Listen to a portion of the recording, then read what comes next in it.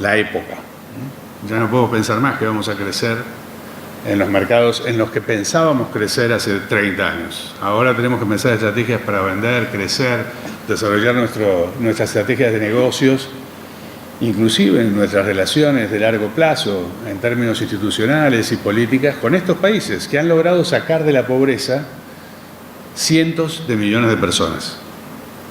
Entonces, sin ninguna duda, estos dos elementos, la llegada de los países emergentes a la vanguardia de la economía internacional y el crecimiento, la aparición de una nueva clase media global, un fenómeno no tenía el parangón, no tenía relación, no existía, no lo vivimos desde 1880, cuando se regularon las relaciones del trabajo en la segunda revolución industrial. Esos dos elementos configuran verdaderamente un cambio de época para la sociedad internacional, ¿no? Hay algunos otros eventos que los podemos resumir en el surgimiento de una nueva economía. Patrones de consumo, patrones de producción completamente diferentes a los que predominaban en la economía anterior. En la historia de la humanidad, cada sistema de organización social, cada sistema de organización de la producción estuvo basada en un tipo de energía.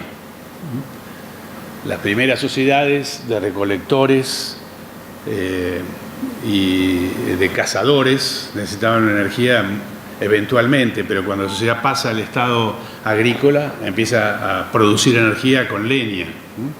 Más adelante esto cambia a la producción de energía con carbono. Finalmente, el siglo pasado desarrollamos una economía basada en un sistema energético que abusa de los combustibles fósiles. Y ahora estamos enfrente a una nueva economía que se plantea el desarrollo de fuentes de energía renovables, cada vez con mayor éxito. Tenemos al mismo tiempo la confluencia de varias revoluciones tecnológicas que actúan simultáneamente. La biotecnología, que está cambiando las semillas, la capacidad de producir alimentos para una población mundial creciente y crecientemente afluente, crecientemente rica, con disponibilidad para aumentar su consumo de proteínas.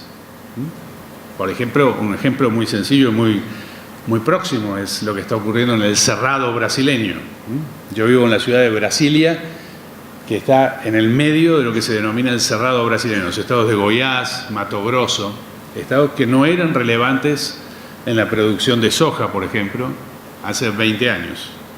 Y hoy son los centros de producción más eficientes del mundo y uno de los principales centros productores en términos de volumen. Esa revolución de la biotecnología combinada con los cambios en la nanotecnología, el surgimiento del Big Data y la inteligencia artificial, sin ninguna duda, están configurando un futuro muy distinto para el trabajo. Yo no sé bien por qué, pero me han convocado a varias conferencias en Brasil, en Europa también, para hablar sobre el futuro del trabajo. Todo el mundo está claramente preocupado con el futuro del trabajo y lo bien que hacen, ¿no? Porque obviamente cuando uno mira las estadísticas hoy, para ir a alguna estadística sólida como la que tiene el Departamento de Trabajo de los Estados Unidos, los 10 primeros empleos de Estados Unidos en el año 2015 no existían en el año 2007. ¿No? Entonces, y a nosotros también nos pasa lo mismo, porque en realidad nos estamos asistiendo a una segunda era de las máquinas, ¿no? La primera era de las máquinas fue la revolución industrial, donde las máquinas aumentaban el poder físico del hombre. O sea, uno podía viajar más rápido, más lejos, podía levantar cargas más pesadas usando máquinas, ¿no?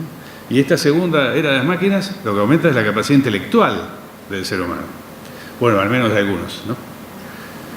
Pueden almacenar más información, procesar más información, hacer mejores predicciones. Y antes reemplazaban trabajos repetitivos, ahora empiezan a reemplazar trabajos que requieren de inteligencia, verdadera inteligencia. Yo me sorprendía, la verdad es que no conocía las estadísticas, casi 70% de los reportes sobre el funcionamiento de la bolsa hoy las escriben robots. Robots que procesan incalculables cantidades de información y que comparan el desempeño de la bolsa un día dado con los que ya tuvieron, con los desempeños similares que ya tuvieron lugar en el pasado, y que redactan sobre esa base un informe que ustedes no pueden distinguir en términos de quién fue el productor de ese reporte. Bueno, con la bolsa vaya y pase, pero también lo están haciendo ahora con los reportes deportivos. No me quiero meter mucho en esto del fútbol ni nada de eso, porque ya tuvimos bastante dolor de cabeza recientemente, pero decíamos lo mejor para los próximos meses. Pero en definitiva, en esta realidad dominada por el cambio, este cambio de época, no ya una época de cambios, este cambio de época está presionando de manera salvaje, diría yo, sobre nuestras instituciones, sobre las instituciones de la política, sobre las instituciones de la economía, sobre las instituciones sociales, sobre el tipo de relaciones que establecemos, la forma en la que comunicamos, la forma en la que construimos confianza. A todos nos pasa. Yo me sorprendo mucho, a veces voy caminando por mi embajada, la embajada que me toca dirigir, y los funcionarios van caminando mirando una pantalla. No se van mirando unos al otro. Antes tomaban café juntos, ahora no, la gente va mirando el iPad o el iPhone y están trabajando a pocos metros, ¿no? Y yo estoy sentado con un funcionario y digo, ¿por qué no lo invitamos a fulano? Y el tipo no se levanta a agarrar el teléfono, le manda un WhatsApp para que venga desde el piso de abajo o de la oficina de al lado. Y a ustedes les pasa lo mismo seguramente. No, pero digo, toda esta revolución está presionando sobre las instituciones políticas, está presionando sobre las instituciones económicas, está presionando sobre las instituciones internacionales. Yo mismo, antes de escribir Argentina 4.0, produje un libro sobre una propuesta de reforma para las Naciones Unidas. Básicamente lo que decía el libro, miren, este sistema que armamos después de la Segunda Guerra Mundial no sirve más, porque no reconoce la influencia y la relevancia de estas nuevas economías que ahora están en la vanguardia de la economía internacional. Y si no, fíjense lo que pasa. Eso que yo ponía humildemente en el libro, lo perciben los propios líderes de la economía internacional hoy. Hace pocos años, hace 3 años, China propuso la creación y estableció el Banco Asiático de Inversión e Infraestructura. Mucha gente se preguntaba, ¿para qué quieren un Banco Asiático de Inversión e Infraestructura? Ya tienen el Banco de Desarrollo Asiático, como tenemos nosotros el Banco de Desarrollo Interamericano, el BID. Y claro, pero la estructura de capital del Banco Asiático de Desarrollo no reflejaba la capacidad de decisión que los chinos querían tener en su región. Pero bueno, la primera reacción de la comunidad internacional es que eso iba a fracasar. Pero ya tiene más de 40 países asociados que han invertido más de 500.000 millones de dólares para desarrollar programas de asistencia. Aquí en Brasil, en Argentina, están invirtiendo el Banco Asiático de Infraestructura. Entonces, como digo, esta realidad está presionando por cambios, está presionando las instituciones que creamos para trabajar sobre la democracia liberal, para trabajar sobre el desarrollo económico, y lo está haciendo de una manera muy decidida, yo diría salvaje. Por eso nos obliga a repensar otra vez en ese andamiaje de instituciones, en todas sus dimensiones, para actualizar y asegurar que esas instituciones puedan producir el resultado que necesitamos, que es una sociedad cohesionada socialmente, una sociedad capaz de proteger a las minorías, de resguardar sus derechos, de incluir a todos con un rol para cada uno en esa sociedad. Eso es, me parece, el gran desafío de nuestro tiempo. ¿Y quién mejor que los jóvenes para pensar esas instituciones? Porque a fin de cuentas son instituciones que van a regular sus interacciones y sus situaciones vivenciales en los próximos años. Bueno, por supuesto, yo espero tener unos cuantos años más para acompañarlos, pero ustedes tienen que gobernarlas. A mí ya me tocó mi porción de trabajo. Ahora son ustedes los que van a liderar. Y esas instituciones no son las instituciones del siglo pasado. No pueden funcionar igual y no están funcionando. Y por eso tenemos problemas y enfrentamos amenazas a nuestro sistema democrático. Y por eso quise venir aquí y por eso admiro tanto el trabajo que está haciendo María Alba Navarro con todo su equipo, Julieta, que conocimos ayer de casualidad, nos sentamos juntos en el avión. La verdad, creo que ustedes tienen que plantearse seriamente, como lo hacen, por eso están sentados ahí, y tienen que convencer a sus amigos y colegas de luchar por sus convicciones y transformar las instituciones con las que estamos lidiando hoy en día para aumentar su eficiencia. Pregúntense qué es lo que anda mal y atrévanse a proponer soluciones. No importa cuán tontas les parezcan las propuestas. Las que yo hacía a mí me parecían imposibles, completamente ridículas, y algunas de ellas inclusive funcionaron, y funcionaron bien, y estuvieron vigentes administrando sectores de la economía argentina muchos años. Pero yo tuve la suerte de trabajar con líderes que permitían el desarrollo de los jóvenes, ¿no? A mí me ayudó muchísimo. Me presenté a un concurso para selección de funcionarios públicos, en aquella época era así, en el año 1991. Y quedé en una terna y me eligieron para ser director nacional de comercio exterior. Me eligió Juan Schiaretti, que en esa época era secretario de Industria y Comercio. La verdad, aprendí mucho trabajando al lado de él y mantengo hasta el día de hoy una gran amistad por esa oportunidad que me dio de escuchar hasta las cosas más tontas que yo decía. Y creo que es muy importante que cada uno de los jóvenes lo haga, porque esas instituciones que tenemos que construir requieren de la fuerza vital de la juventud.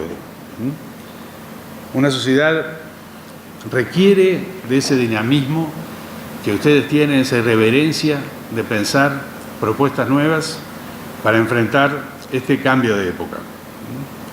Creo que el creciente malestar de nuestras sociedades, y hablo de sociedades más o menos desarrolladas, de economías más o menos avanzadas, de negocios o trabajadores más o menos opulentos, tiene que ver precisamente con el pobre desempeño de las instituciones del siglo XX en un contexto de cambio de época. Y es la razón por la que necesitamos volver a pensar cómo hacen esas instituciones para recuperar el dinamismo de nuestras sociedades. Cometeríamos un gran error, ustedes sobre todo cometerían un gran error, si tomaran por dadas, por seguras, las instituciones y las libertades de las que hemos disfrutado hasta ahora. Yo creo con toda sinceridad que el mundo enfrenta un rebrote del populismo. Bueno, la verdad lo escribí en el libro Argentina 4.0 en 2012.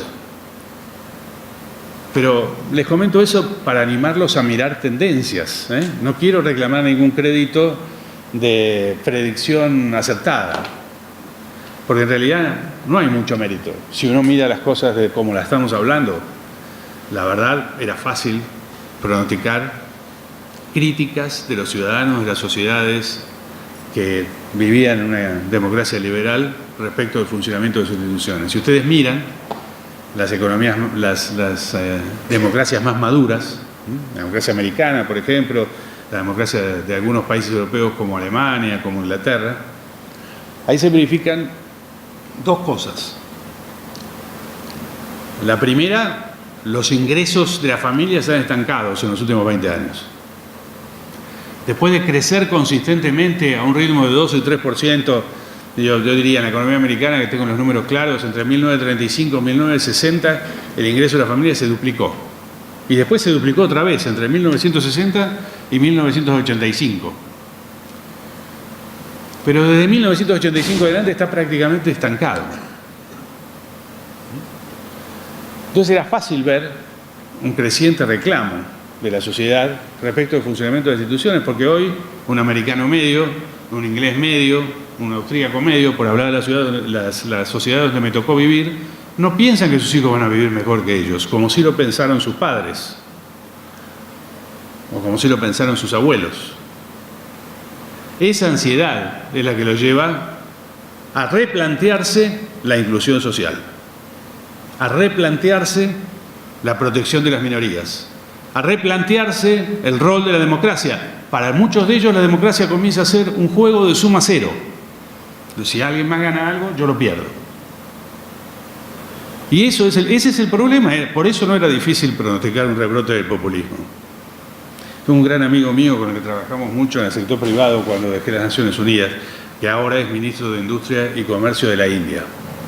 La única preocupación que me transmite siempre es llevar el ingreso medio de los indios de $1.500 per cápita a $5.000 per cápita. Tiene muy claro cuál es el problema de esa, que es la más grande democracia del mundo. Se pasan una semana votando. Pero tiene muy claro que el problema no es votar. El problema es que el ingreso per cápita crezca consistentemente para reducir la pobreza. Porque a pesar de que el crecimiento en la India ha sido muy poderoso, todavía un grupo de 4 estados hindúes concentran entre ellos más pobres que toda el África subsahariana. Y ese ha sido el éxito de la economía china y la legitimación del régimen comunista en China durante los últimos años. Yo creo que es conveniente recordar, ustedes